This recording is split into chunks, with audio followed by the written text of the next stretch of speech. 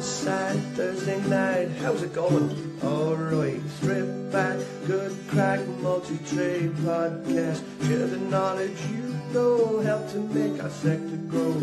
Everybody's learning from experts and the journeyman.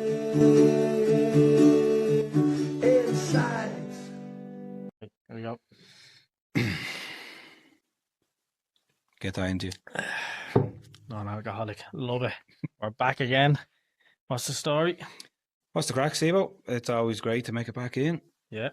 Season 8, episode 10. Final episode of the season. And over 100 in the bag now. And hopefully another 100 more, Steve-O, or even more than that. Yeah, look, 100 episodes, over 100 episodes in the bag. It's just mad, like, you know. Yeah. So I say thanks to the listeners for coming and joining us again for another installment of the Stripped Back podcast by Insight, sponsored by Robus Lighting, the world's leading LED lighting company. And as always, in association with Snickers Workwear Ireland. Yeah, and I guess before we get into our interview with Shay Lally, we're going to have a quick chat now about the course of season 1 to season 8, the good, the bad and the ugly bits of it, and see how we feel and see how we've got on over the course of the last 2 years. Yeah, exactly. We're going to go through, we're not going to go through the 100 episodes, but we're going to highlight the pieces of it that we didn't expect, that we did expect, and, you know, the surreal moments to us and that we'll cherish probably forever. So, yeah. And potentially look into the future as well. So, I guess without further ado, let's just get into it. Let's get into it, Mystic Meg.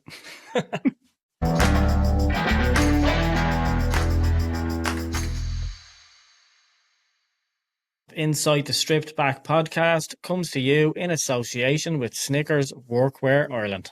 Covering you for all your workwear needs, head over to snickersworkwear.ie and find your local stockist. 6218 in there, is it? 6218 and the 1104, the jacket. Class. Deadly. Very hard to get a good high-vis jacket. Yeah. With the right insulation in it as well. So You'll be working out in the garden now looking at the business. Yeah, unreal. Delighted with that. What have you got to go with it? The bottoms there as well. So that's the bottoms. So you can see the reflective Snickers logo on the back. You've got your usual pockets. Yeah. As we know we need for all our crap that we have as electricians. Yeah. But even put your hands into the pockets there and feel that comfort, you know what I mean? And during the winter now, that's going to keep your hands warm as well, you know? Yeah, they're actually lions. That's unreal. Class. Really delighted with that. Spot on. Deadly.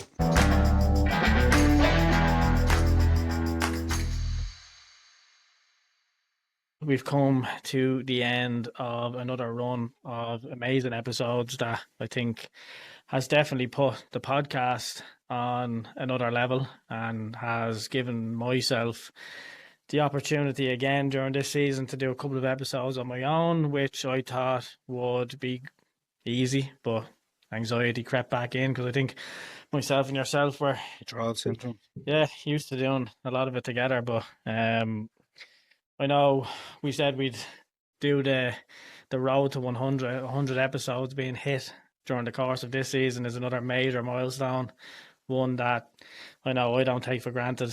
Obviously, you know, yourself texting me saying the same thing, that it's something that we never would have thought would have materialised when we first started out. And obviously now putting out a couple of road to 100 bonus episodes as well, looking back over the course of 8 seasons, is not just eye-opening for the likes of anybody who's just finding our podcast and giving them a bit of a look into what they could potentially go back and listen to, but opened my eyes up while I was doing a bit of editing to some of the amazing conversations that were had. And it's very tough to try and pick out little spots during each episode to try and pinpoint something that's going to grasp somebody's attention. But I think, like what you said to me before, getting any type of, you know, knowledge out there and any small little snippets is important. And I think I tried to do that. I've done it over, I think, 5 episodes now, bonus episodes. Another one coming out over the course of the next week or so. We'll try and match it up and catch up to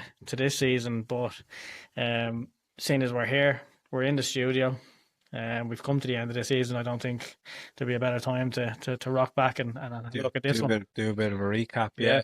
And look, like what we always said at the start of, doing or creating the podcast and getting it going was we were going to get to speak to people that we wouldn't normally speak to in our everyday lives. And what it was set out to do was obviously, highlight the apprenticeship and the trades and all that kind of stuff.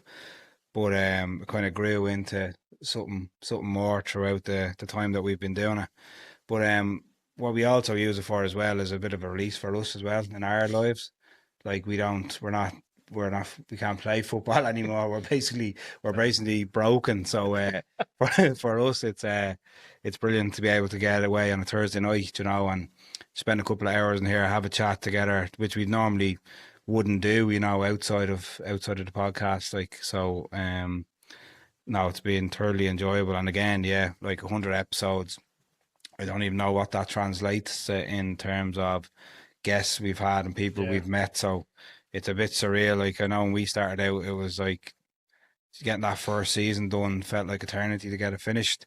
And then from then on, it's just been blink and the seasons have gone, which is probably a good thing because we're a bit more comfortable with it. Like everything in life, you just have to jump in the deep end and hope that you float.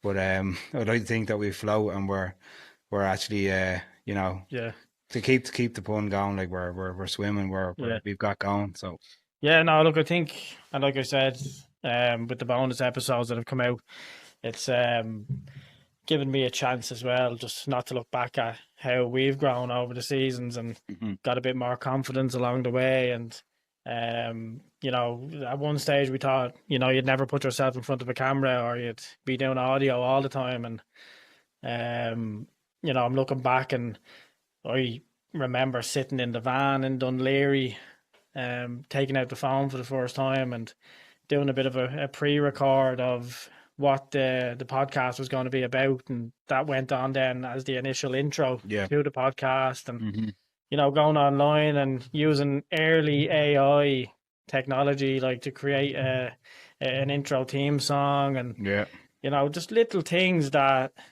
now looking back, some people would say to you, "Jeez, it must be cringe to go back to the start," like, because a lot of people, they'll say, "Jeez, I can't listen to some of the early episodes." I was so surprised when I went back just to see how, it is brave to go out and put yourself out there and actually, give your opinions. I know we had the conversation when we first started it, and before we pressed record on the very first episode, you'd be afraid of what kind of backlash you're going to get over what you're going to say, or what type of comments were going to come in, or if somebody was going to disagree with what you were saying, or it's little things like that where you just you put a message out there for people to listen to, and it opens up a conversation. Like, and if people have negative opinions on something that we say, or somebody can relate to it in a certain way, or people completely agree with it, it's opening that conversation. It's all acceptable, it's all acceptable, and we accept any type of feedback that come in through the social media platforms that we use.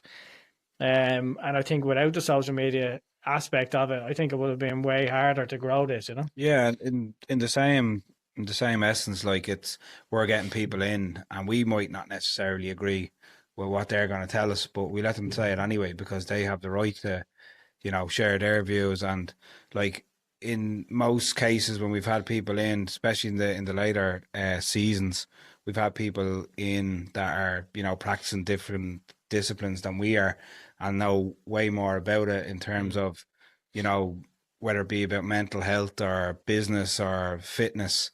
It's not our field of expertise, but it's something that we like to learn about.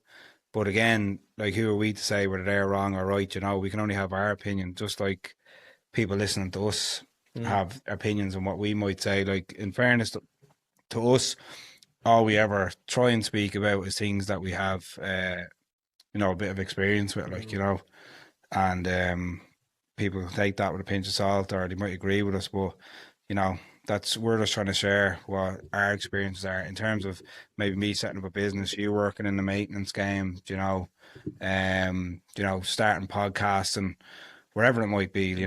So that's what we aim to do, and we're doing it, Have you?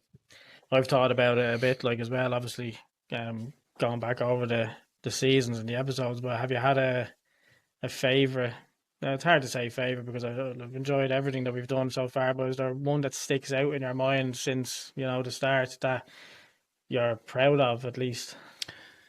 Yeah, it's really hard to say. Like it's been so varied, and maybe some that I thought were the ones that I was going to enjoy the most, maybe got eclipsed by other things that I didn't expect to be good. Like we had, it was nice to have a local guy to us, Adam Foley, in talking about his football career, because knowing him all the time growing up, I never know what he felt. In terms of, like, anyone from Balbriggan will know, like, Adam was always a great footballer, but everyone always wondered why he didn't burst onto the scene. He was playing at like he'll say it himself, like a low level local team, and then a couple of years later he's scoring in the League of Ireland Cup final, like, you know what I mean? So there was them surprise, and then there was like pinch me moments where, like, I like to do a lot of learning on YouTube, especially when I started my own business, but getting to speak to the likes of Mike Page, Kimmy the Sparks, Theo Webster, and Jordan Farley, like the likes of them, like these would all be people that we'd be looking up to. So to be actually able to interview them, that was just their surreal moment. But then, yourself, like, you could go on and on, like, seriously, like, even the likes of who else did we have in? Daniel Bradley, a guy that we knew from the Electrical Wholesalers, that we didn't know. Well, I didn't know that he had a backstory that was like amazing, like, rough and raw, sad and emotional, and something that when you walk into a wholesaler every day and you see somebody putting a smile on their face and giving you a bit of banter, you walk away from not knowing the real person. And I think, obviously, when I do a bit of background checks on people, trying to find out who the next lineup of guests are going to be, or who could have a potential story there to tell. I was shocked and amazed to see Daniel on another podcast at the time that wasn't so well known, telling the story. And the likes of that, what you said there, you put these feelers out to people, asking them to trust you to harness their story and put it out there for people to hear in the best possible way. And I think that's sort of set us aside from anybody who thought that it's just getting into a room and chatting shit. Like, it's putting a bit of time of effort in, bit of conversations with people beforehand, trying to learn a bit about them, developing not robotic questionnaires, but making sure the interview is going to go in the right way, and everyone, like, especially the guests, gets to air what they want to air. And what do I say to people when we send them a message beforehand? I said it's a cheat sheet, like, it's a safety net. I said, don't take this question list as something that's going to be set in stone. Like, it's for you to be comfortable, relaxed, knowing that the conversation will go in a certain direction. But from the first point to the last point, it's allowing us to get that journey through anywhere in between, and allowing them to feel like I can open up at this point and talk about whatever. And if not, I think we've always said to everybody that's come in as well, if there's something that you say, if there's something that you need removed, let us know and we'll do that. Yeah, exactly. And come here, going through all the seasons, was there anyone that you found hit you hardest? Yeah, so like yourself, obviously trade related episodes have been sort of our safety blanket. So when you'd have somebody in from the trades, albeit an apprentice from any sector or background, it was always important for me, and I think you as well, to highlight the trades. Like, so any apprentice that's come on, or any qualified tradie that's come on and has shown the the listener or the viewer of the podcast the potential of getting into the trade has been a goal that was always set out from the start to try and achieve. So when we see that, you know, coming to fruition throughout episodes and seasons, it's something that I think, you know, sort of puts the podcast into a position where like, well, that's where we wanted it to be, and that's where we sort of aspired it to be. So when we reached that level, I think it sort of opened up to us to say, right, we need to expand now, like, and we expanded out. And I think at that point of expansion, it was the right time, because we didn't, you know, run before we walked. We did the hard steps at the start. We got through. We learned as we went, you know, and with that, like the likes of guests like Nicola Connolly, sorry. We've got even Stephen Harold. These Robin Grace, some hard hitting episodes with, you know, emotional backstories, and Fergus Farrell, like these like high powered, you know, people that have had major experiences and are now passing them experiences on to everyone else. To have them sitting in here, like, you know, these guys are writing books and you know, teaching people how to manage their thoughts nearly, like, you know what I mean? It's a proud thing as well to see for us. Like, obviously the names mentioned there, like I'd see Nicola on LinkedIn and she'd be doing talks, you know what I mean, and she'd be traveling around Ireland and even going to America and doing talks and doing the TED Talks and stuff. You know, you'd see the likes of Fergus going around to sites and linking in with tradies through the Lighthouse charity. But then even with the likes of, you know, Gavin Meenan that came on and telling his story, and then, you know, only last week he's on Virgin Media television, you know, telling the same story, and you're like, you know, we had him first. You know what I mean? Little pat in the back, like, we got him. You know what I mean? It's little things like that that sort of perk you up and think, you know what, the bit of background and legwork you're doing, and going out there and approaching these people through to give voice them notes and messages. You know what I mean? That kind of propels their story forward as well. You know, it has to start. Like, we like to think that we're giving them a good, you know, stepping stone to getting to that, you know, TV interview and stuff like that as well. Like a lot of the guests we've had, like there's multiple that have been on Virgin Media as well, Today FM, the likes of that. So it's nice to be able to see them doing well from it as well. Yeah, I think with the likes of the podcast taking a turn in a certain direction, keeps it sort of from going fresh. Yeah, it keeps it from going stagnant. And you know yourself, like, you're an avid podcast listener, and you know, if you were to stick to one thing, eventually it reaches its point of you know, sell by date. Yeah, like where you reach an impasse. That you have to, you know, you have to pivot. You have to go. You might have to go sideways to go forward again. Do you know what I mean? And I think that's what it is about, isn't it? It's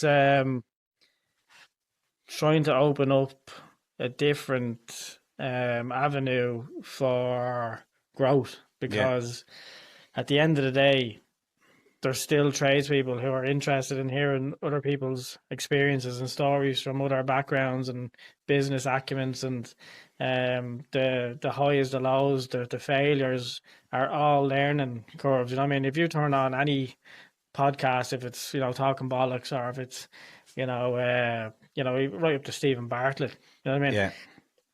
It's not the same every week, like, you know what I mean? No. That just keeps it friend. Somebody is, you know, the right, you know, listen for that one person who's tuning in that day. But if that episode's not for you, the one next week will be. You know what I mean? It's exactly just the way it works. You know what I mean?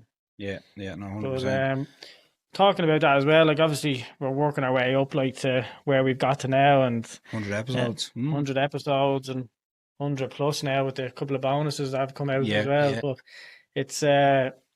it's all helped by not just the listeners and the people who have supported us by buying t-shirts off us and, coming to check us out in the RDS when we were doing talks and stuff like that. But it's also the likes of brands and stuff like that have got Yeah. involved over 100%. even from day one. Like, you know what I mean? Like the likes of Hager with distribution. We've had Fusebox in the distribution end of it. We've got, Robus who jumped on board as a sponsor from early days. We've had Snickers workwear. Workwear. We've had right down to, I think, what was it?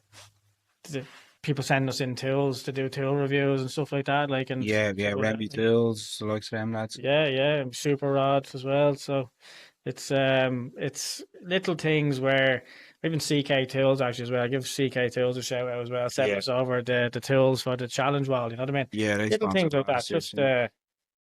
N2 Electrical for the challenge wall as This well. year, yeah, exactly. It's that's trust in us, like, Yeah, and it goes both ways. Like, it's a nice little piece of exposure for the brands as well, to say that they're supporting a trades-based podcast. It's one of the only ones in Ireland, if not the only one, that's welcoming guests into a podcast studio to share their experiences. Like, so, like, it helps our podcast, like the likes of the lighting here, the likes of our mics. We've wireless mics now, where we're able to take this on the road, which we plan on doing with a couple of other brands that we're talking with at the moment. Might is in the RDS very soon as well. Yeah.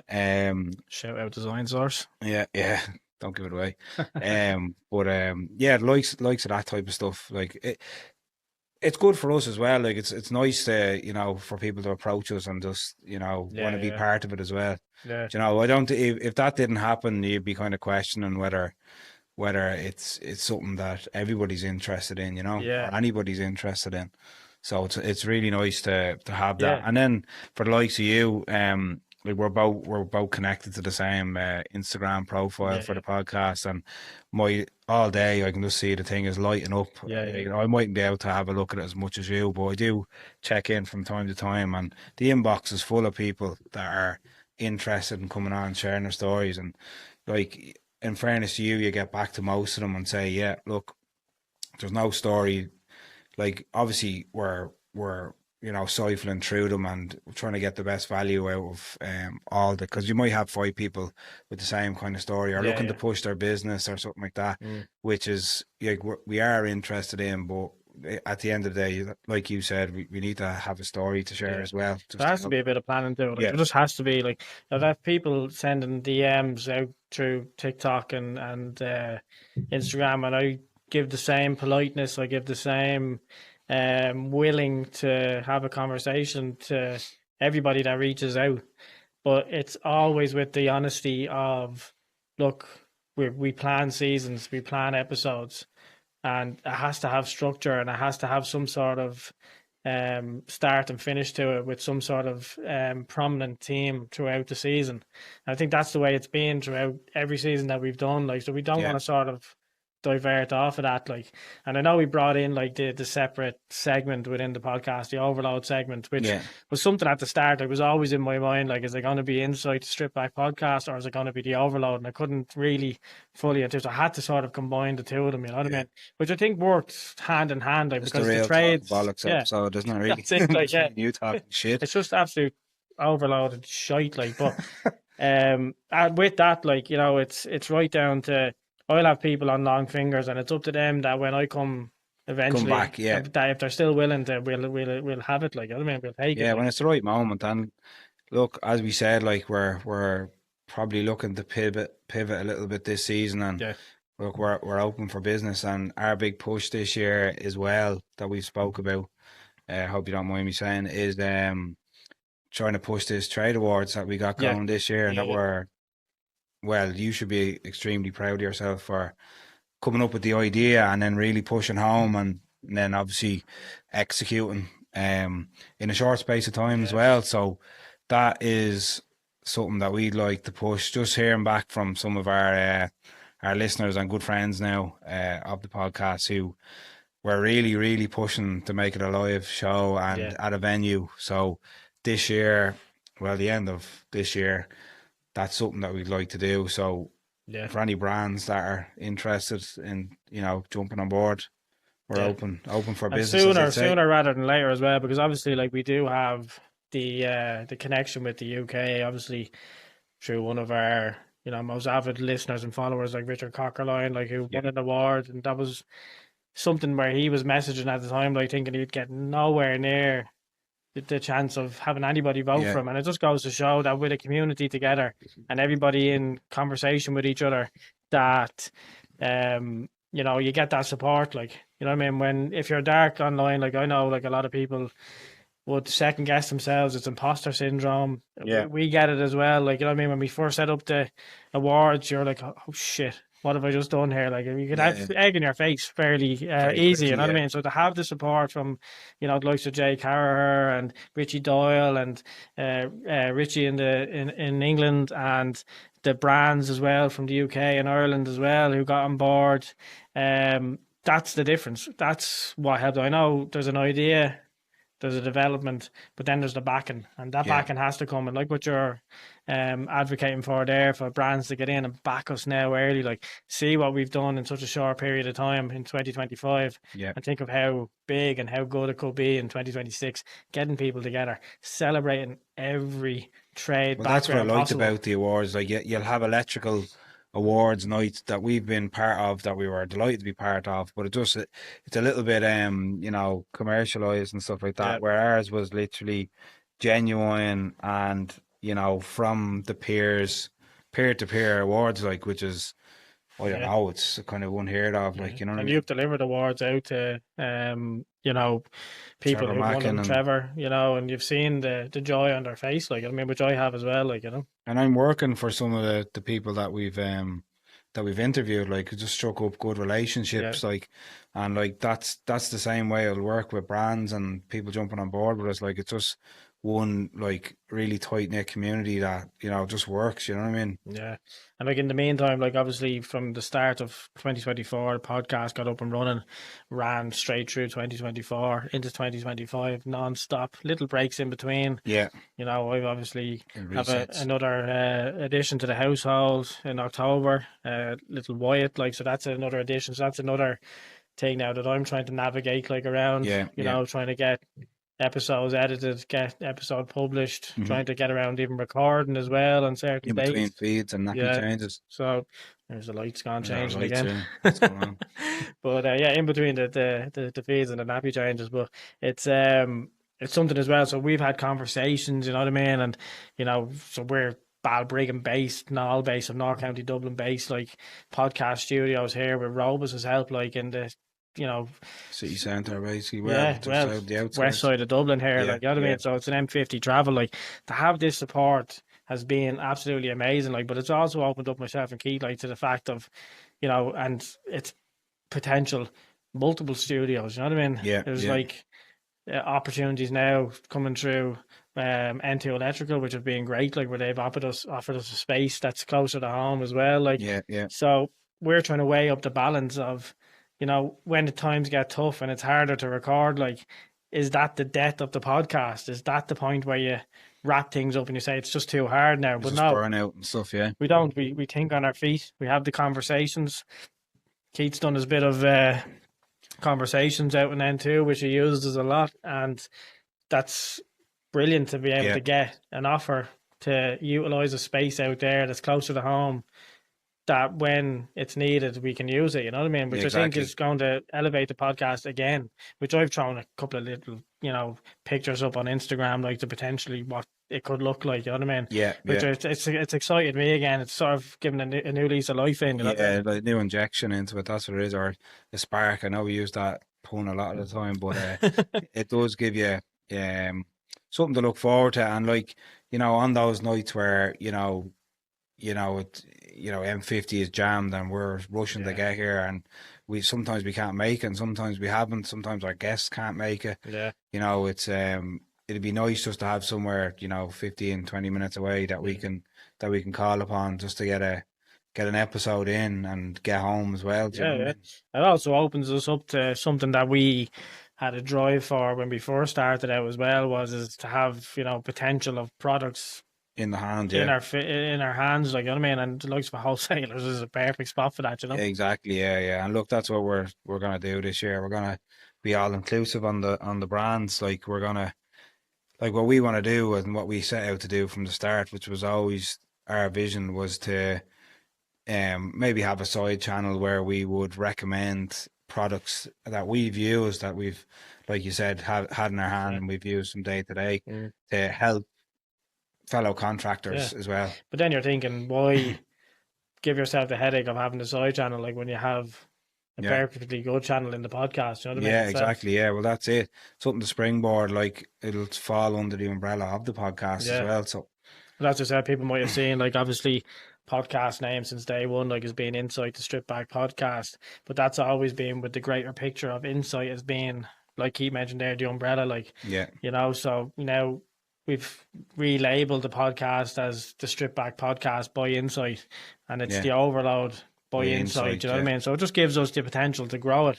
You know, we're not getting ahead of ourselves in any way, but I don't think if you're not thinking that way, it's fairly foolish. The last thing you want to do is, you know, attract someone to the page that are coming to listen to the podcast, and then they have a product review in the middle of it, where they're looking to maybe listen to like a guest speaker that speaks, you know, mental health or whatever, and then in the middle of it they're having to listen about, you know, some batting fitting that they don't have no interest in. So if in that way, it's great to be able to segregate it into that, so they're different entities but underneath the same, you know, family of episodes, you know. I think that's the only way to go there. And look, at the end of the day, I think, you know, it's something that if you're not thinking forward, you know, it'll eventually just plateau, and it'll just it'll fall flat on its face. And I think it's the right way to go about it. We hope that you've come along on the journey with us. Obviously, this season is coming to an end. We'll be back for season 9 in hopefully end of February, start of March, roughly around that period of time. Not set in stone yet, but it will be all shared on the socials. We'll be ready to go. Before we do that, we've got one last interview, and it's Shay Lally. Shay Lally's going to join us in the studio. So look forward to this one. It's a good one. It's one where I have seen his content across Instagram in regards to houses and renovations, and trying to get, you know, a bit of you know, what's that, the best out of the buck that you're spending on houses as well, like within the country in a period of time now as well, where I think that's the main concept of what people are trying to do, is save a bit of cash in their pockets and at the same time get a good house out of it, you know? Yeah, look, with the TV programs that to be aired now, like everyone loves a fixer-upper, you know, being able to bring a house back to life. We do it on a day-to-day basis, and it's great having a look at a house or where it's at and where you can bring it to as well, or restoring an old house instead of just knocking it down and stuff. You see the amount of money that's being spent on new builds nowadays. You see the potential in some of, like what you're saying, the houses that are, you know, the 1950s, 1960s houses. Some of the, you know, pictures that he's putting up online, you know, some people wouldn't touch with a barge pole, but if you have a bit of confidence and you have a bit of ingenuity about what you can do with these houses, especially now, like with the types of grants and stuff that are out there and all that, to help people get these houses. Exactly, and that's why he's going to share with us. So it's going to be an interesting one. Yeah, so I guess for the last time on season 8, let's get into it. That sounded sad. Yeah, let's get into it.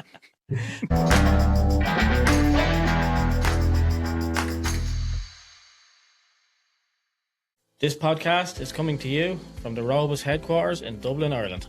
Robus are the world's leading LED lighting company. So make sure you head over and download the My Robus app and see what they have on offer. Shay, I want to welcome you onto the final episode. Delighted to have you. Thanks for having me, lads. Great to be here. Great to have you in, Shay. You're a man in my line of work with restoration, wrecking gaffs and bringing them back to life. Absolutely, yeah. I love it. Something I love to do, yeah. Yeah, love it. It's something that we've sort of promoted through the podcast over the course of the last 8 seasons, is the trades, and it comes in line with, obviously, houses and people buying houses, and the generation coming up now, even tradespeople that are coming up and working hard right now, struggling to get mortgages and trying to look for different options about how to get onto the ladder.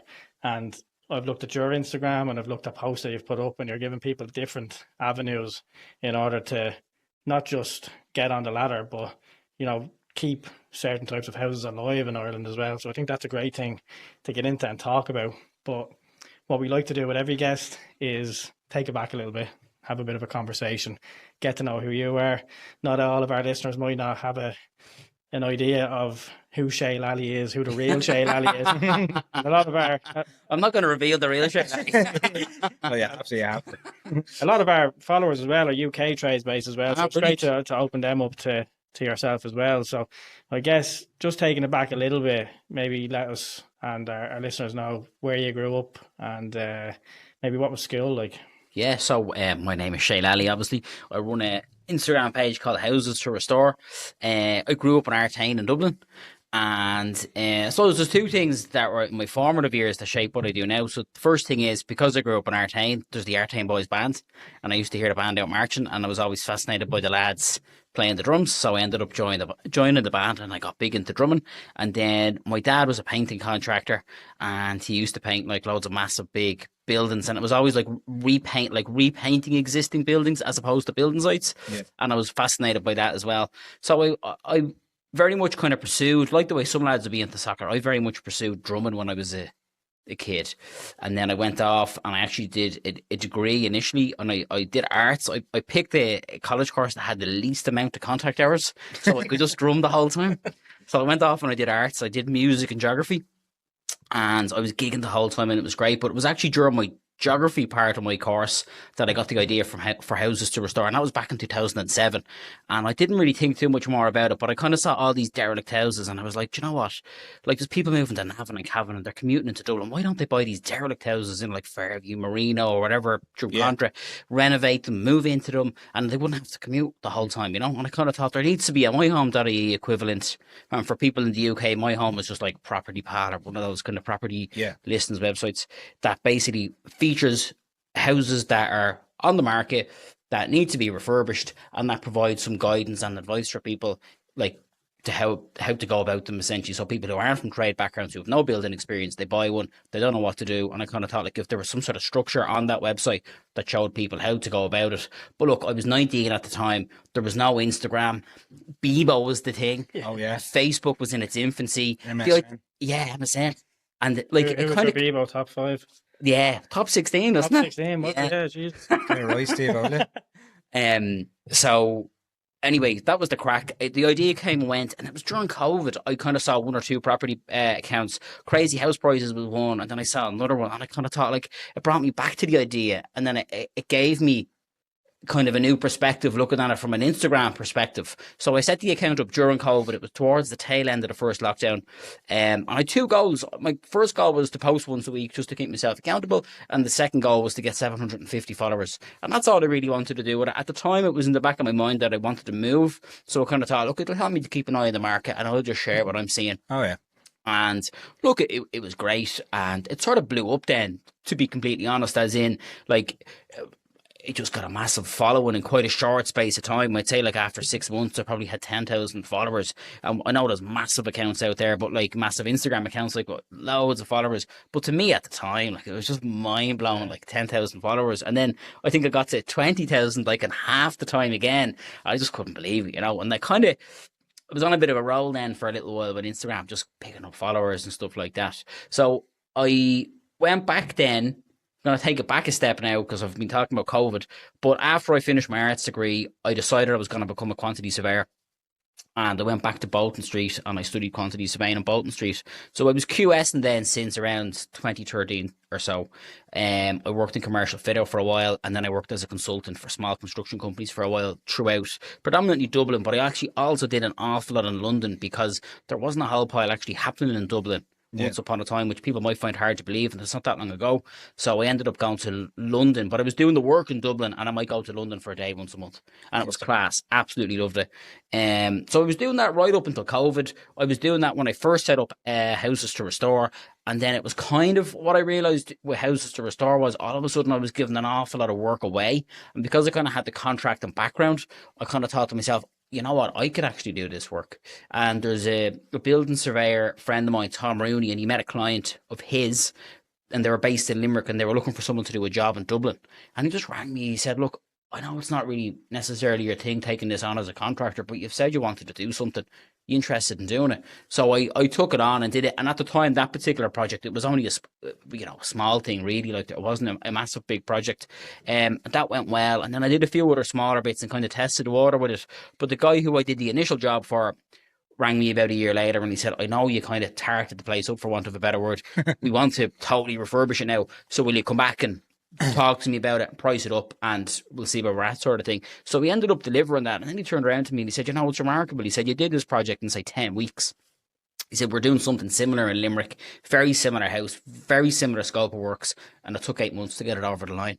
He said, I think you've a bit of a knack for this. And then I suppose just from there, then it just flowed, you know. There's a couple I know, they're 2 GPs, and they were doing a big job on their medical practice, so we ended up refurbishing that at Syndrome Contour, so we did that for them, and then the projects have just come in, you know, one after the other since, and it's been great. We do a lot of work through the Department of Education, so it's opened a lot of doors, and people that would know me and that would know I'm a quantity surveyor because I've Houses to Restore, they see me in a bit of a different light, so as a result I'm kind of in their mind, so therefore it opened the door to say, do that medical practice. It's opened the door with the Department of Education. So, it's great in that sense. Growing up, I know we've jumped forward to what you're doing kind of now, but growing up, a question we like to ask our guests is, what was your first ever job that you can remember? My first ever job, I think it was, my sister went to boarding school and my dad collected me from school one Friday afternoon with a half day. And they were painting a school up the road, and he brought me up there for the afternoon because he'd nothing else to do with me, like, because my mum was down with my sister in boarding school. She went down to visit her. So I think my first job, I think, was an afternoon folding dust sheets in that school. What was the early rate? Jeez, I can't remember. Probably a Happy Meal at McDonald's. No, my dad. Well, from earlier on, did you feel like you had an entrepreneurial spirit within you, like? Yeah, so I suppose, like, as cringy as it sounds now, when I was about 10 or 11, I used to take my dad's lawnmower and go around cutting grass. Ah, yes. But then as I got a bit older, my friends were getting jobs in places like Super Value and stuff, and they were telling me how much they were making, and I realised I'm actually making more money cutting grass, you know? Yeah. So I just stayed cutting grass. And then I used to work for my dad then on site during the summers. I like, pretty much from the time first year of school, I carried on doing that every summer, basically. So you'd spend 2 or 3 months working on site and just doing the donkey work just to move furniture and put those sheets down, and just gradually learn that trade, I suppose, for want of, you know. Unknown to yourself, you were probably shaping yourself for what you do today as well. Yeah, like, I learned a lot. Like, in fairness, my dad had a business partner, and between the two of them, I learned a lot from them. And, like, I don't really have the hands to bless myself, to be honest. But they did, like, teach me a lot about, say, running the business and dealing with customers and pricing things and managing the lads and organising things. So there's a lot of stuff I actually learned at that time that I didn't even realise I was picking up. And I guess it stood to me, like, to be fair, you know. And at times, like, when you grow up in a family business, like, the economy is booming at times. Then there's times when the economy isn't booming. There's also times when the economy is booming, but you just mightn't be necessarily getting the jobs you want to get. You're not as busy as you'd like to be. So when you see business in that sense as well, it's not like the way it is now where things are just busy, you know, and there's just work is plentiful. You do see, like, that it goes up and it goes down. So you realise, okay, I do have to keep on the good side of people, and, you know, you have to get on with people and be agreeable and do a good job, because you do only have one reputation at the end of the day. And you do want to get repeat work off people, or at least be even able to get a referral off one person for someone else, you know. So you kind of, I saw things in a different perspective in that sense, I suppose. And I definitely learned an awful lot. And it was because of my dad's business partner I became a QS. He said to me, look, if you're interested in this game and you're interested in getting into the construction business, he said, one thing most lads aren't able to do that you need to be able to do is price work. He said, a lot of lads are great at what they do, but they're not good at pricing work. And he said, it catches them all out at the end of the day. And that's why a lot of these people who were once in business are no longer in business. It boils down to what they're charging and how much the job costs. So that's what actually prompted me to go down the QS route, to be honest. It was just to kind of get that background, because I would have been filling out like bills of quantities and stuff for them, you know, at a young age, or just kind of throwing in rates and stuff like that, you know. And then me being me, I was totting up and I was kind of realizing, oh, like there's 20 square meters in that ceiling and they're charging whatever. So I could figure out, and then I'd realize, oh, did that in an hour and they're getting X amount of money. So I could see, like, totting it up. I knew, like, I knew there was money in it. Like, so my brain did work that way, to be fair. So, how important is it for the likes of yourself out in work, not even just as a QS, like, but right even down to what you're doing now, being honest about costs and with clients and in regards to renovations? I think right now, like, everything is just so expensive, and people, regardless of things going up and up and up, and people charging more and more and more, people do only have a certain amount of money. So what I actually do is, in terms of that, right, I do, with our home renovation projects, the first stage is a budgetary piece. I sit down with them, I walk the house, we chat about everything, we find out what their spec is, or what their expectations are, what's on their wish list for the house, and then I'll measure everything up. And essentially what I'll do is I'll put a price on their ideas. Some of them will tell me their budget to begin with. So they might say, look, we've 100 grand to spend, and you know, by the way they're talking, this is going to be a 200 grand job. Look, we've all been there. And then in other situations, they might say, well, look, we've about 100 grand to spend, and you're at about 120. So they might say, well, look, we can get the extra 20 grand together, sort of thing. And rough and tough, you're there or thereabouts. Sometimes what happens is that they might have to roll back in a little bit and maybe not fit like utility room presses and fitted wardrobes and stuff, if it's a case that things are coming in a little bit over budget. But it really is important at the moment, because people just have this fear that works are going to start on site, there's going to be loads of unforeseen things, and it's going to go from 120 to 180 overnight, and they're not going to be able to cover the shortfall. So I do find that people really do need that piece, because everything's just going up and up and up the whole time. Do you find there's, or did you notice that there was a gap in the market for the restoration of, I suppose, period properties and, you know, properties that could be brought back to life? Do you think that gap in the market was noticed by you? Tell you what gap I noticed, right? Maybe not so much the need to go in and actually do the work, but what I find is that if you think of a project, right?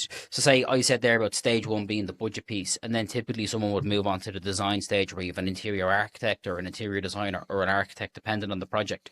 So if you were dealing with a company and you were dealing with a QS, and then you were dealing with an architect or an interior architect, and then you potentially are dealing with the QS again, and then that QS is putting the project out to tender, and then there's 3 or 4 contractors coming to have a look at it. Every time you go from the QS to the architect back to the QS to the contractor, you're losing loads of value in all those stages. You're losing loads of knowledge. So I kind of thought it would be better to try and patch all those things together. And that's the gap that I saw, because the QS, like say the budget piece, I'm picking up loads about that client. They're after telling me their story. They've told me what they want. I know where their budget's at.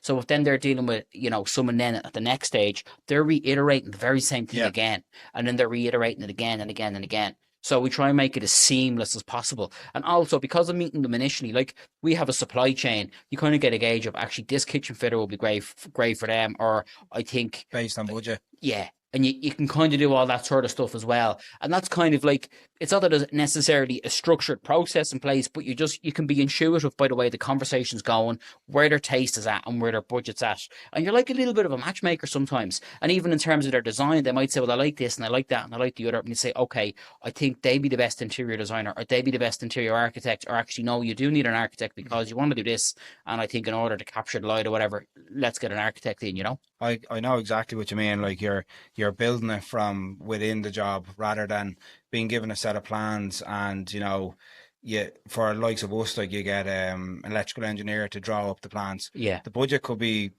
5 grand. Yeah. And this guy is drawing up plans that are going to cost 30 grand. Yeah. So there's an expectation there from the customer that they're getting everything that's on this page. Yeah. And then the price comes back and it's I can see it in people's faces, like completely deflating.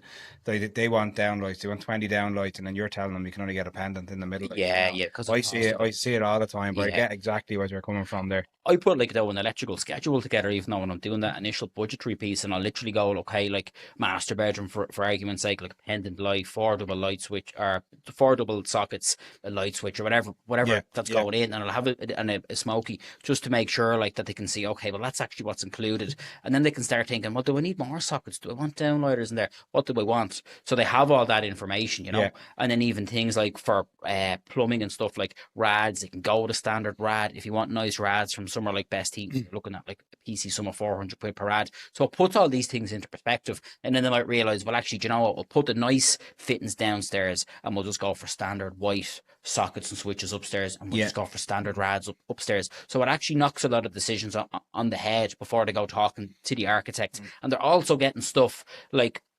design that they can actually afford rather than going straight to the architect. Architects are great at designing things, but budget isn't their thing. So there's a bit of a mismatch there at times. So you can go off and the architect can do an amazing plan, but it mightn't be in line with the client's budget. And that's another issue, you know. So at least then they're getting a design that actually is in line with their budget. But likewise, if they do only have 100 grand and they're at it, you know, the ideas they have are actually 200 grand, you can kind of say, okay, well, how can we actually phase this out? And that might be renovating the house in phase 1, and then maybe phase 2 might be a case of, well, look, you can do the extension or the garden room or the attic conversion in a couple of years' time as budget allows, or as you need that extra space when your family grows, or whatever the case may be, you know? You're handing more control back to the customer, where they feel like they're basically designing their own house. And it does work well. Like. 100%, 100%. I've noticed, obviously, with being able to utilize social media nowadays, and obviously you spoke about back in the early days, more of a dinosaur concept in regards to the likes of Bebo and stuff. You see through your Instagram just posting the odd picture of a potential property that could be snapped up and renovated. Do you find a lot of that is putting a bit of bait out, and you can get a client captured through your Instagram or through your social media, and then you find that you work through a whole process starting from that point to finish? 100%. So all of the home renovation projects, like even that first one I mentioned, like I met Tom, say, the building surveyor from iServe, through Houses to Restore, and that's just how we became mates. And then, so every single home renovation project we've done has actually come from Houses to Restore, and we've done like a substantial amount of them, you know. So absolutely, and it typically starts off with someone they're buying a fixer upper, or maybe they've bought a fixer upper, and they just like the way I often put costs around the project. They just want me to put those costs together for their house, and then it's a case of, do you know what, actually, like some customers you get on great with, others you don't, like in the sense, none of that sounds terrible, but if you find like there's a customer and you know I'm going to get on well with them, this is a project I can do, and you can just say to them, look, there's no pressure, but if you want to move forward with this, we can look at the design stage, then we can look at the construction stage. But the initial piece is just to go in and give them impartial cost advice. And they all come through Houses to Restore in various different channels. Is that something that comes up more often than not? Issues with budget and, you know, being transparent about what customers are going to get. Do you think customers feel like they're going to get more than what they actually get in the end? Is that a barrier? I actually think at times, I think people have a thing in their head that things are going to be, I won't say even more expensive, because I don't want to set the bar higher, but I think some people at times are thinking, well, God, we haven't done too badly here, like, because they realize, well, I'm actually getting what I want. They might make a bit of a compromise, and maybe the floor coverings downstairs are a good quality laminate rather than a timber engineered floor, or maybe, as I say, they might have to go and put the utility room presses on hold. But for the most part, I think people have this fear that things are going to be absolutely crazy, but it's when you get to the end and the quotation at the start and the final account at the end are broadly in line with each other. The only reason it might be slightly higher at the end is because they might have added in 2 or 3 extra things that weren't initially on the list, and that's why the price might go up. So it's then they appreciate the initial piece, and people tend to be, towards me anyway, quite complimentary, like, because they know, okay, I have €130,000 and my €130,000 is going to get what I want, basically, you know. So it's extras rather than the actual job costing more than was initially thought. Yeah, exactly. Yeah. Was it tough for you to draw the line with the social media in regards to DMs coming in, considering what's consultancy and what's just helping somebody out. Oh, through it's a DMs. nightmare. Yeah. I shouldn't say that. It's Bad for the brand. because a lot of the information, like a lot of my skill is information based. I think some people don't realize actually, like, that's how they make a living from that information. You know, like, you're not going to get someone in to dig your back garden and say, thanks, that was lovely, I'll see you later. You're going to give them something. Yeah. Whereas I think because it's information based, people don't realize that information has a cost. As words, yeah. And that's not being disrespectful towards anyone. I think that is just, and we can all be a little bit like that. But I think what I've learned is that, okay, I need to value the other person's time and pay them and sit down with them. You know, save them money in the long run anyway. Absolutely. Probably does 9 times out of 10. Yeah, 100%. Yeah. I think that's what the social media, I think, has created for the likes of your brand and other brands within other sectors as well, that can actually utilize the images and the visuals and give people the initial step in where, you know, if you're walking past a shop or you're just looking online and you don't actually know the person, you know, you can put an odd story up where you're talking, you get to know the person. Yeah. People start to feel like they actually know you. Yeah. And I think that's half the battle then, like, you know what I mean? Because you get that rapport, you know? Yeah. And I think especially now with the next generation, like I mentioned at the start of the interview, they're coming through now. I think it's all social media based now. Yeah. And it's the same with myself and Keith spoke about it with the likes of, you know, contractors. If I'm looking for, you know, garden lights or, you know, some solar to be done, the first place you do is you go and check out their social media. You see what type of work What they're they've doing, done you know what I before, mean? Yeah. So it is like your digital CV in a sense. Yeah. I think you have to be targeting that audience now coming through, Yeah. which are the ones that, you know, the work is rampant out there now at the minute. Yeah. The money is there to be made, but at the same time, there's a bracket being constantly spread out from them that's making it harder and harder for them to get on that ladder. Yeah. And to have the likes of yourself, not just looking at the individuals that could be potentially living in houses that want to restore houses that they've been living in already, but giving people another avenue to get onto that ladder. Yeah. You know, and I think you giving them that option gives people the mindset to think, do you know what, maybe we go and we buy that fixer upper. Yeah. We put a bit of thought in it. We get a bit of advice from somebody, and we see how we can actually turn this BER rating from a, you know, a C or a D up to a, you know, a B or something, and actually make a living out of it. There has to be a value in, you know, being able to employ someone or a company that can pull all the specialist trades together to create, you know, an efficient renovation. Like, and that's what, from the sounds of it, that's what you are. Doing, basically. I think the model works really well, and the model, like, it's quirky. Like, there's probably loads of other people operating that way in the country. I'm just not really aware of them, and maybe that's a bit ignorant or naive of me, you know. And it, like, some people can't quite get their head around it, because I don't, you know, I suppose physically do the work myself. I think at times someone thinks, well, I'm getting someone in to renovate my house, they're going to turn up and they're going to be doing the work. But because I don't, I think people are a bit like, oh, like, so what way does this work? And what do you do? And what's your input?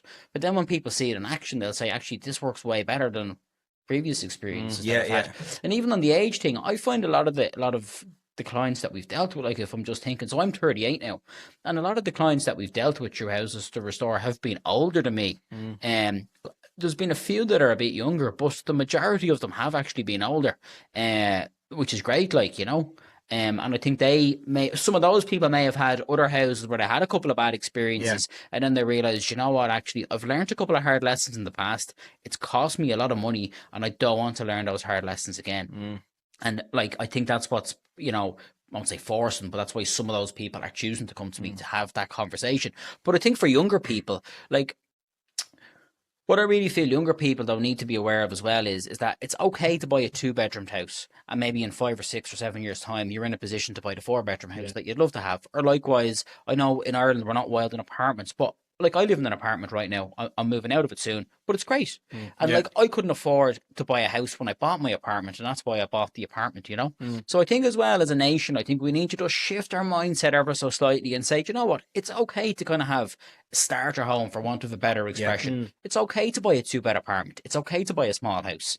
And it's okay then to move in a couple of years' time. Would you be involved with, say, many people that would be in the flipping game, flipping houses through restorations? It's difficult to do that at the minute. Yeah. It is difficult, unless you're very hands-on. And if someone's very hands-on, they're not coming to me. It's hard to see where the squeeze is on that, as in where's the money in it? Because you're once something goes on the market, you're buying it at a premium. There's a few people that I know who are buying stuff off market, but I think it's very much a seller's market. So I think it's very difficult to get those off market deals now, because anyone who's selling something knows, well, if I put it on the market and it's up on the market for €400,000, there's a good chance I'm going to get 420 or 430 or maybe 440 on a good day. So there's very few people who are going to agree to an off market deal, you know? Yeah.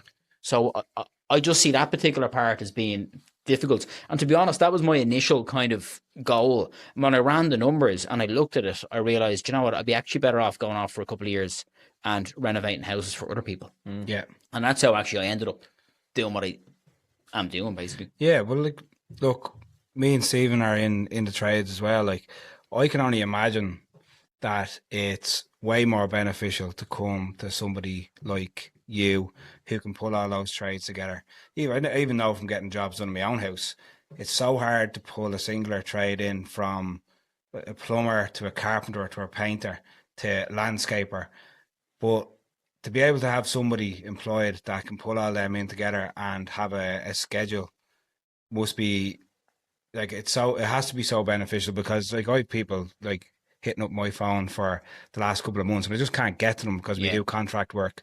So I can only imagine the average Joe Soap, if they want to do a self renovation, would not have the resources to be able to pull everything in and get a schedule done like within, 2, 3, 4 months. Like, you know what I mean? It'd be over the year. I think most self builds and self renovations, they end up taking twice as long as they should. Yeah.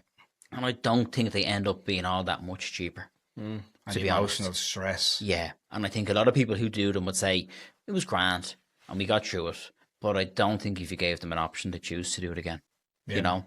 And I think often things are only work out that bit cheaper for them, because often they might just prioritize the essential rooms that they need, like the kitchen, the bathroom, the bedroom, and often a lot of the house won't be fitted out, you know. I'm not sure one of those trades will not be of the quality that they thought they were going to be as well. Yeah. But you have to be able to read trades as well, because some trades are brilliant at doing some things. Like some lads are great at working on housing estates, and they're just going in and they're doing the first fix carpentry, house after house after house. And then someone might say, oh yeah, John, my cousin's a carpenter, so we'll get him in to do the carpentry. And he might do a great job on the first fix, but second fixing just mightn't be his thing. Yeah. And then you could be looking at the second fix and saying, oh, what's going on here? And you kind of think that John has shafted you. And I'm making that name up, by the way. No one called John because carpenter has shafted me.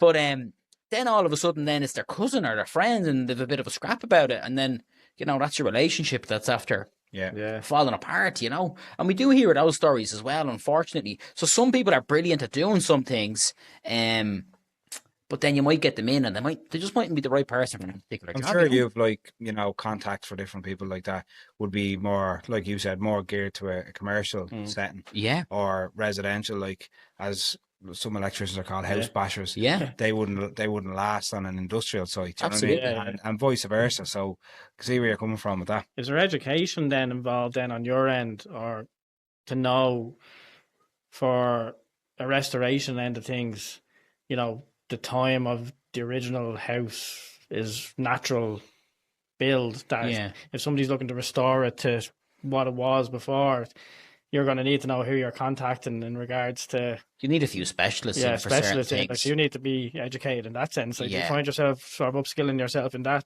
sort of term of it, or education-wise? Like, I kind of always had a bit of an interest in it. I know that sounds a bit airy-fairy, but like, I'm genuinely... I love houses, like, and if I wasn't doing houses to restore, like, I'd be that oddball, like, looking at my home.ie every day, and because I knocked around the site, say, with my dad when I was younger, and I saw it from their perspective, like, they worked in a lot of old buildings, so you'd see someone in, like, Repair and Coven and Centre Roses, and so you'd have an understanding, well, if we want to do this and that wants to be done well, we need to get that particular person. And then there'd be a lot of people that'd be sort of that would have certainly been known to me. A lot of the people that would have been known to me from when I was younger, that would have, say, dealt with my dad, are retired now, because my dad's 82. He's retired himself, 10 or 11 years now. So those people are now retired. But then you find other people, or the people who are retiring, will say, well, look, get on to Keith or get on to Stephen, and they're one of the business now, or they're my cousin and they're in this line of work as well, or whatever. It's just being able to know, even as well, somebody has an idea about a certain concept that they want, or a certain property, and you know, just by the look of it, you're going to know straight off the bat, like, you know, those drain pipes are asbestos coated. You know, it's like those flooring is going to have asbestos in and stuff like that. It's just little 100%. things that you need to be able to see straight off the bat, like, you know what I mean? Yeah, clay pipes are a big one. Asbestos is another one. They are two big things, to be fair, you know. And then something being able to breathe and ventilation. Those 4 things. And people love the idea of insulating, but they don't often realise they need to factor in a bit of ventilation as well. So they're like the typical things that you'll have a bit of an issue with. Or maybe if you have a cast iron stack and to remove that and put in, like, replace it, and you're putting a scaffold up, because you're just not going to get a fella on a ladder removing a cast iron stack because of the weight of them. So you have a few little things like that. Sometimes they can be a bit of a hard sell to a customer because they don't realise they're going to have to go to the cost of doing something like that. And sure, why can't we just leave the cast iron one there, sort of thing, you know? So there definitely are certain things. But what I found is that, like, in Dublin, we certainly have certain types of houses. Like a lot of the kind of corporation houses, they're mass concrete. You know what you're going in, you know what you're dealing with.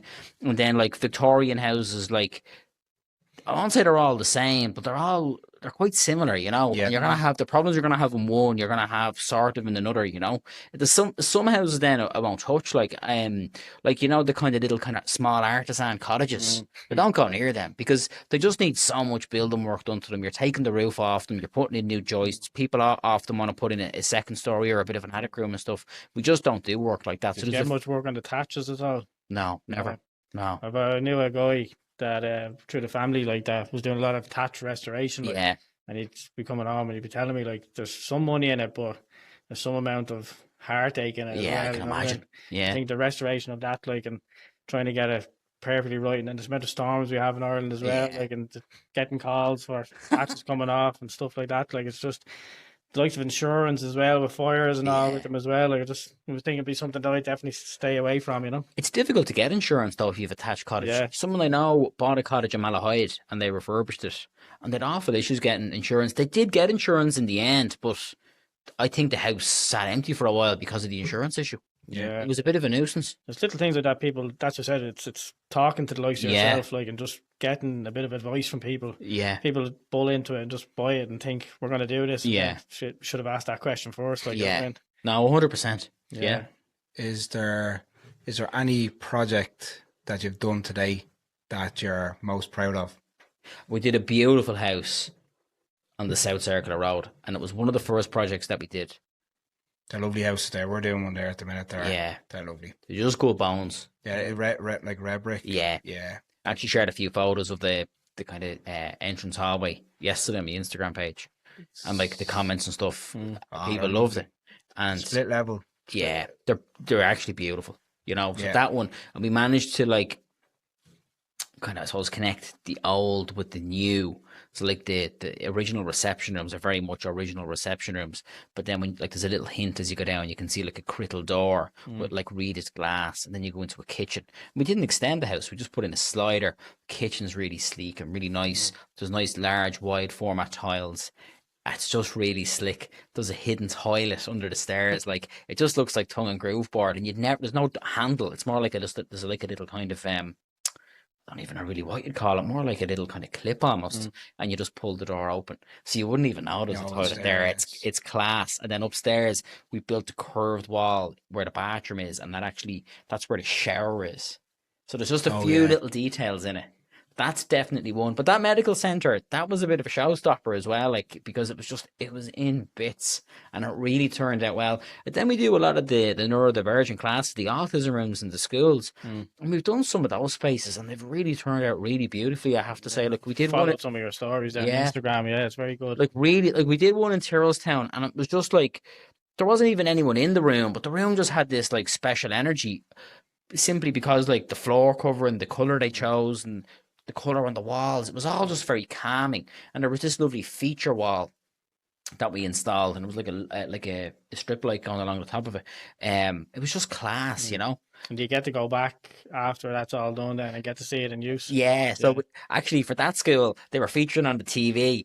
So they asked me would I come and just have a quick little natter as part of the TV show. Because it was that was a Gael school. I don't actually speak Irish, so it was for Coola Cahar. It's like RTE Junior. It's the equivalent, I suppose, of RTE Junior it's a TG Cahar, I think it is. Yeah. So I saw the kids using it, and even in other schools, you go into, like, one of the secretaries said, "Oh, you're the guy who looked after that she said, I can't remember your name, but you created our special classroom. They were her words, and I said, yeah, that's me, yeah. And she goes, that room has brought us so much joy. Yeah. So like those rooms go down really, really well. So they're great as well. But you know what? Like we do other random stuff. Like a school principal rang me about a roof in a school in a step aside. School's about 10, 15 years old. Nothing but issues with the roof since day one. And she rang me and she said, like, this is really my last roll of the dice with this roof. So anyway, she'd no luck with it really, just constant leaks. And anyway, there's a roofer that does a lot of work for me, Greg. Greg went up, had a look, and between us we hatched a plan. And she said, well, look, give it a go. Sure, we'll see what happens. And they haven't had a drop in the school since. And that's brought them like immense satisfaction. Because it means they can actually use their school hall the way they're supposed to on a wet day. Your statue Don't have to look at outside the- now. Don't have to look at the weather That's anymore. been erected in a few weeks. I think it's the likes of that when you see the educational side of it, and you see even with the likes of that helping out, like obviously Yeah. education, and then with the neurodiversity aspect of it, it does sort of just open up a different need as well Yeah. for what's essential within the Irish, not just house market, but Yeah. the whole education system. Yeah. You see a lot of the schools nowadays, they are just getting left to go a bit, what would I say, tired.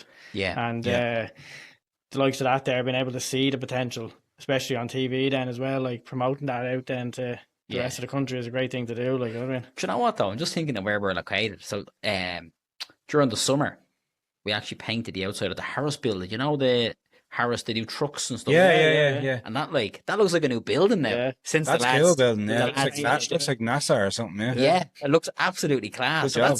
that's another one. Like, so when you're driving down the road, like I often go to Hotbox Sauna down the road.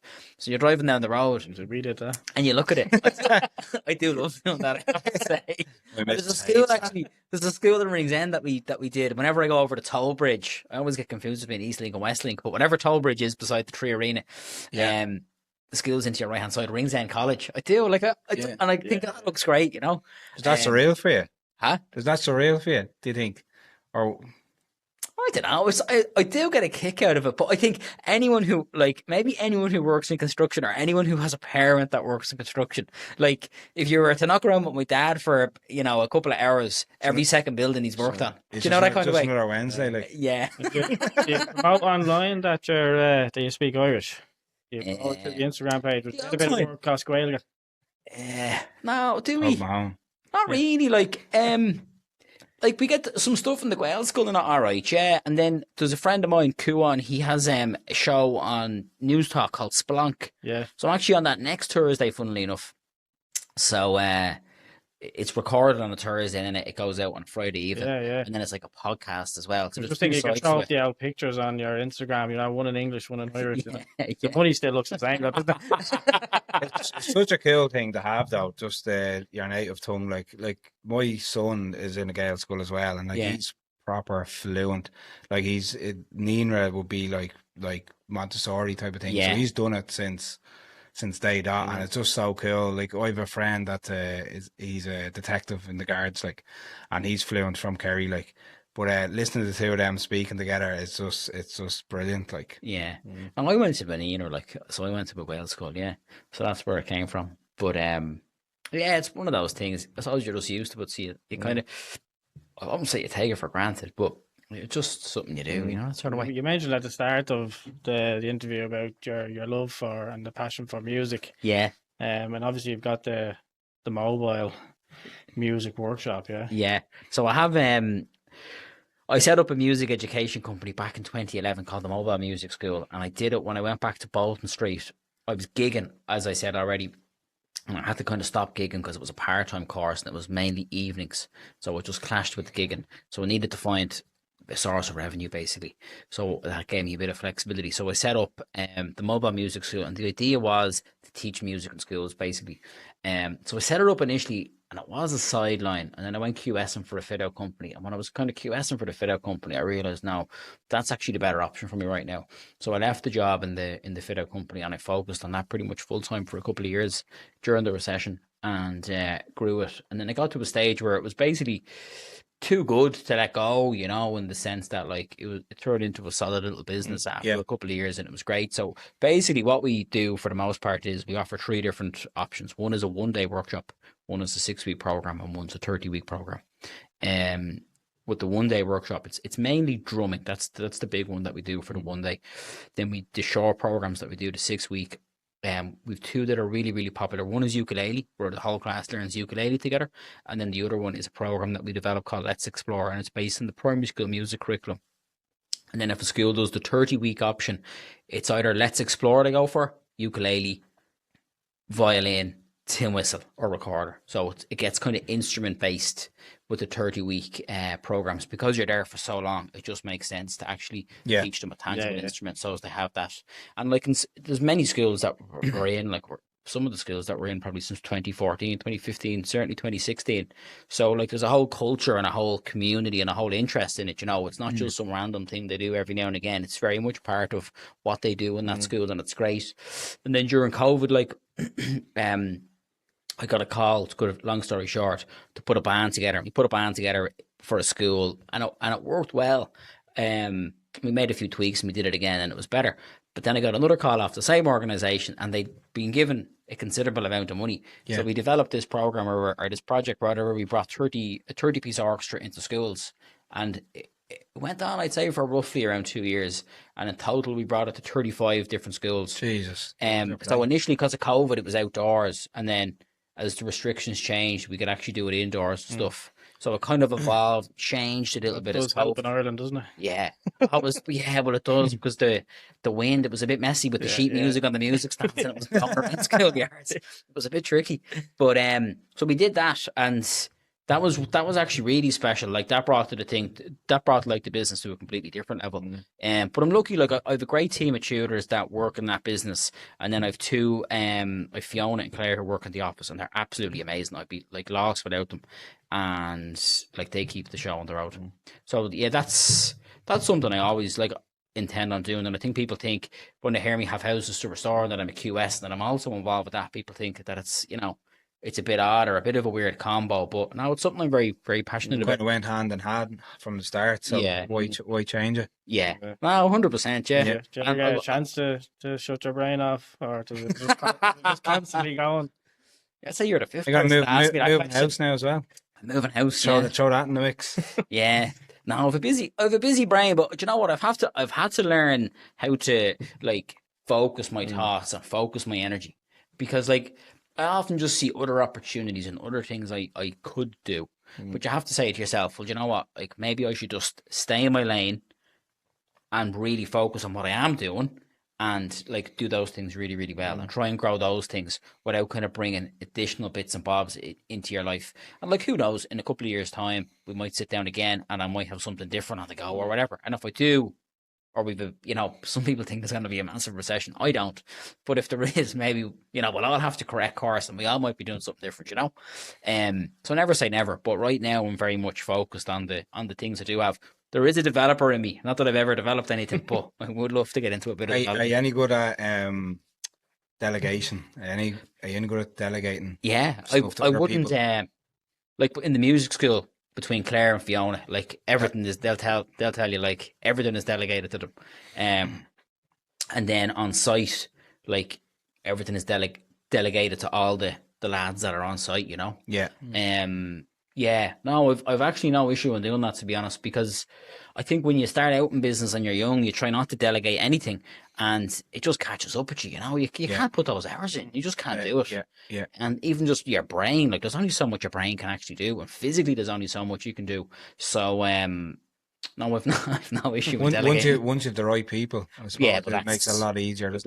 Yeah. Do you know what? I'm wary about who I'd actually take on. I'd be very I'd give it a lot of consideration and maybe slow to hire at times for that very reason. Yeah. Because you're often taking someone on for a key role. Like I really need a project manager in the business. And like what's held me back is the fact that if you take a project manager on who isn't great or maybe doesn't have the right manner, all of a sudden he's maybe arguing with a client, or maybe the lads that are currently happy working for me on site, the various different subcontractors, all of a sudden, if you have a project manager that's a bit difficult, all of a sudden those lads might want to work for you. Yeah, they're So an extension of you, really, aren't it they? is. Yeah. So that's my concern there, to be completely honest, because it's just such a, I won't say client facing, but it's like people facing. You're dealing with suppliers, you're dealing with as I say, the lads on site, and then you're also dealing with the client. So it's a really, really important role, you know. So that at times things would worry me, and that would be one that would.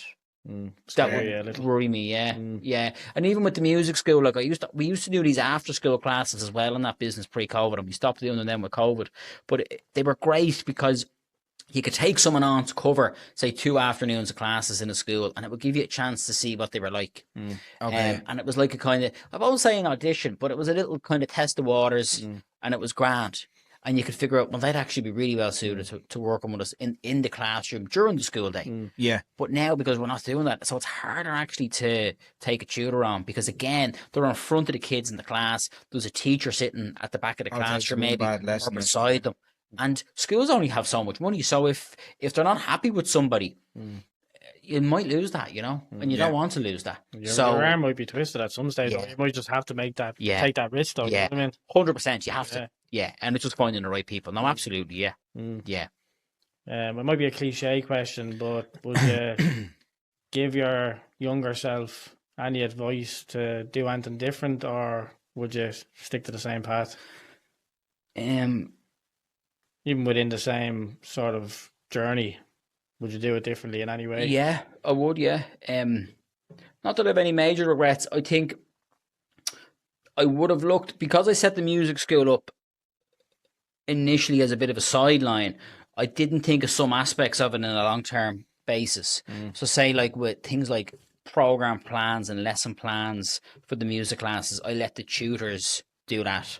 But then when the business grew, what was being delivered was very different, because if you were in one school and you were doing the same thing in another school, you were doing it one way, you were doing it in a completely different way. So, and then let's just say you had to swap the tutors out. So once to replicate, it became a problem in its own right. Not necessarily because people were doing a bad job, but maybe because school got used to someone doing things in a particular way, and then the following school year, because there was a new tutor there, that adjusted.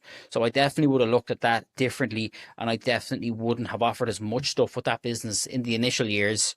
I would have just streamlined it a little bit and done less, to be honest. I then went into business with somebody in 2015. I knew after 3 days that it wasn't going to work out, and the writing was on the wall. And to cut a long story short, I had an opportunity to have just said, okay, look, let's just do this project and let's finish this project and let's just call it quits. And I didn't. And that turned. What was the reason for that, do you think? So the reason that I stayed. Yeah. Optimism. So well, maybe. No, I'll tell you what it was. So my dad had a painting contracting business, and he had a business partner, and so I suppose a second generation came into the family. So me and someone else, and we never really worked together in any shape or form. So he was working for them at the time. They were going to retire. So it kind of made sense for him to stay running the show, because in fairness, he had been running some part of the business. So then I came in to kind of take over our side of the business, if you're with me. Yeah. But I'm quite entrepreneurial, you know, and that's kind of, it's great, but then it can be problematic as well. So I would have had the attitude, it boiled down to money, to be honest, like, and I would have had the attitude, when you're getting something up and running, like, we didn't have a load of money to put into the business. Yeah. And we were floating jobs and we were paying wages and all the rest of it. So I'd be either, okay, we can choose to do one of two things. Either you get some of your savings and you put it into the business, and we agree that we're going to pay ourselves every week, or we're going to acknowledge for the first 2 or 3 months that we're just going to have to float ourselves, and we'll see the money at some point. Yeah. But we're just not going to be in a position to actually pay ourselves because our money is wrapped up. Yeah. We're making money, but it's wrapped up and we don't have the cash. But like, that person, like, literally wanted to be paid every single week from week one. Not realistic. No, wanted overtime.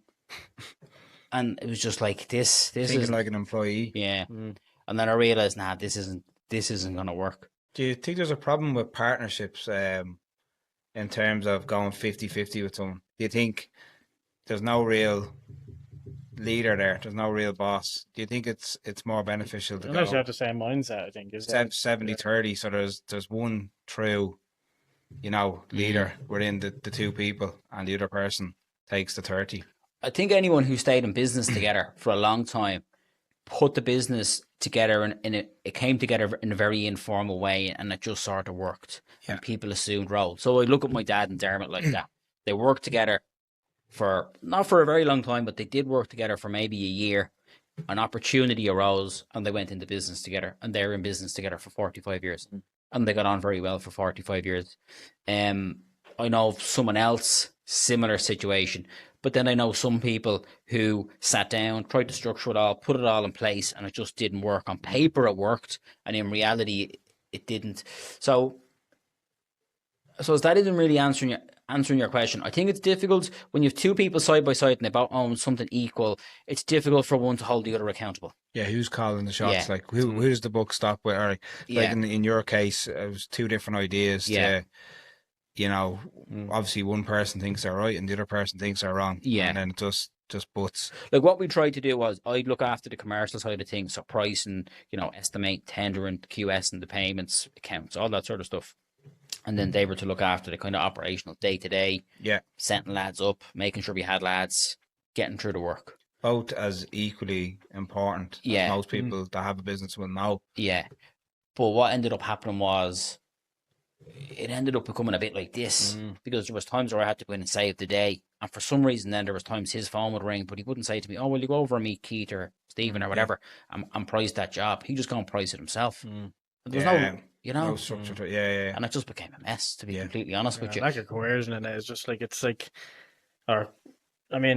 you'd know yourself as a business owner, like right from self-employed to limited company, right up until, major businesses, down into line managers and managers of teams within teams that I'm working in, that if you don't have a single point of, like he said, focus of accountability, it becomes messy, and it can start to unravel fairly quick. And I know I mentioned there at the start, everybody has to have the same focus and everybody has to have the same mindset.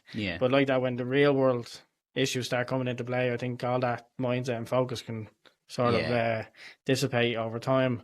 And it's just like you said, it can be an organic thing that works, or it can be something that is well planned but badly executed. Yeah, but I even know people who might have went into business together and they worked well together. But then let's just say one of them got married and the other one was still single, and then the fella who's married all of us has 2 kids.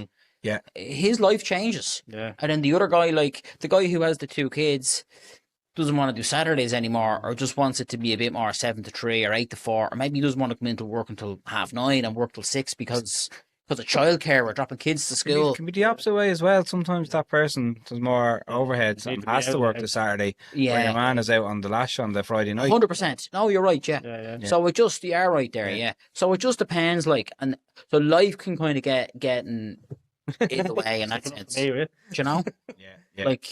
So it's a tough one. All I'd say is, and I've said this before, to other people, I think if you're in a situation where you're thinking of going into business with someone, and you're in something construction or project related, take on a project, a small project that you're not, financially exposed, something that's pretty straightforward, and do it together. But do it together on the basis that you sit down and you have a proper professional meeting at the end and say, well, what worked well and what didn't work well? And if we were to do the next one, what would we change? And that can be your trial, pretty much. Bringing back into the same as your music end of it, It's like you're getting an eye on how people work together. That's a great strategy, And then do the next one, and then do the next one. And you might do 3 or 4, and there could just be 3 or 4 small projects, that might just take you a Saturday, or they might take you a week, or whatever the case may be, or they may take you a month, whatever. But I wouldn't go in and do anything that's too long or too big. Something that will just give you a feel for the other person, and that you can sit down and actually then have a discussion with them at the end. Kind of replicating that organic, you're kind of producing that organic, you know what I mean, relationship between like your dad and his mate. You know what I mean? That happened organically, but you're kind of infusing that organic thing by making the small projects and then building it up. Would you like to see yourself on TV a bit more this year? Is that have you got a goal for more sort of? No, I don't know about TV. I don't know if I'm face for to tell you now, to be fair, despite what people might say or think about me. I don't think I do. We're They're broken. very pushed all over Instagram now for the next 2 years with him anyway. So you're on the screen whether you like it or not. So I would like to do a bit of more radio. Right, I love yeah. radio, and I've always loved radio. And like when I was about 18 or 19, and my brother's a journalist, right? And I was giving his wife a lift somewhere, and she said to me, like, "What are you gonna do when you finish college?" And I was like, "I don't know, maybe radio. You know, I'd kind of like to be a radio presenter." And she was like, "Oh, okay," kind of nodding her head. So anyway, she obviously said it to Connor, my brother. Connor had a chat with me, and he says, "Well, look, you know, if you go down that road," he said, like, you're up against people who've studied journalism, people who've done communications, they've done media. You've done nothing. Yeah. Don't even consider that as a profession." And I was like, okay, I better knock that one on the head. And then I must have did an interview or a podcast, or I did something, and he rang me, and he says to me, "You're a bit of a natural at doing this, aren't you?" Sort of thing. Killed my dreams years ago. But yeah, no, I do like doing the radio stuff, but I do it so infrequently. So I'd love to do maybe a little bit more of it, just to give me a chance to get into the groove the of it. swing of Hey, it. on Yeah. Friday nights now, Block Rock and Beats now. Take it over. We're going to do another one under the Insight umbrella now. Yeah, Shade Saturday or Yeah. something. yeah. So that's I would like that now. And there's talk of me speaking that in events, but I'm not going to say too much about that. I shouldn't have actually. Maybe we'll push that out. We're going to push that one out now. You're done. No, look, I mean, for the likes of yourself, and in regards to anybody now looking or anybody listening to this podcast and is intrigued for the services that you provide, where would be best to find you and get in touch with you? Houses to Restore on Instagram. Yeah, I think that's the best simple place. as. Yeah, simple as that. Yeah, And you're in full control of the account. yeah. Yeah, so they're talking to you. Once they DM you, they're talking to you. There's no robots involved. Yeah. So it's all good. No AI. But we have the love for music, and one of the toughest questions that we ask on the podcast. Yeah, it is toughest, yeah. Spotify playlist. So for this season's playlist, what would your song of choice be? Forgot you asked this last question. one in the season. You too. Who's going to ride your wild horses? Oh, nice. Class. That song. Yeah, class. The reason Yeah. behind the pick, just No, I just that's your just go-to, think is it? I just think it's a great song. It just, as a song, it kind of has a bit of depth to it. And if you listen to the lyrics, like the lyrics are a bit mad. But also, when I was younger, I said I grew up in Artane, and I was in the Artane Boys band. Larry Mullen Jr., who's the drummer in U2, was in the Artane Boys band, and he's also from Artane. So there was one point where I thought I was going to be the next Larry Mullen Jr. Still time. I'm too old. Ask your brother and see what he says. Hey, it's been an absolute pleasure having you. Brilliant, Shay. Thanks for sharing your insight. Thanks for sharing your knowledge, and we hope to get talking to you again a Yeah, bit down the line. absolutely. After that talk that they're going to do. Yeah. Appreciate it, Jake. Thanks, lads. Thanks for having Thanks me. very Really much. enjoyed it. Cheers.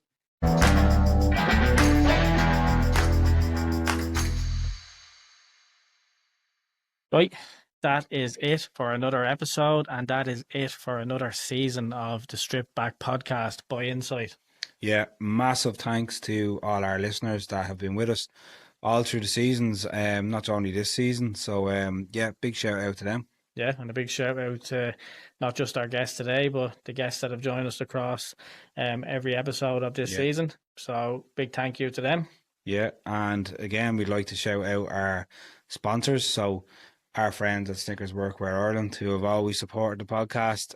Just want to say a massive thank you from myself and Stephen. Yeah, and a big shout out as well to Robus Lighting, the world's leading LED lighting company, for their continued support. And I guess if you liked what you heard, head over to wherever you get your podcasts, give us a like and a follow, and you'll be notified when the next season drops. Take it easy. Thanks, everyone.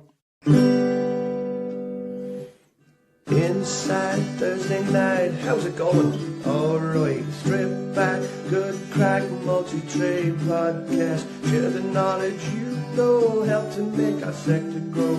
Everybody's learning from experts and the journeyman.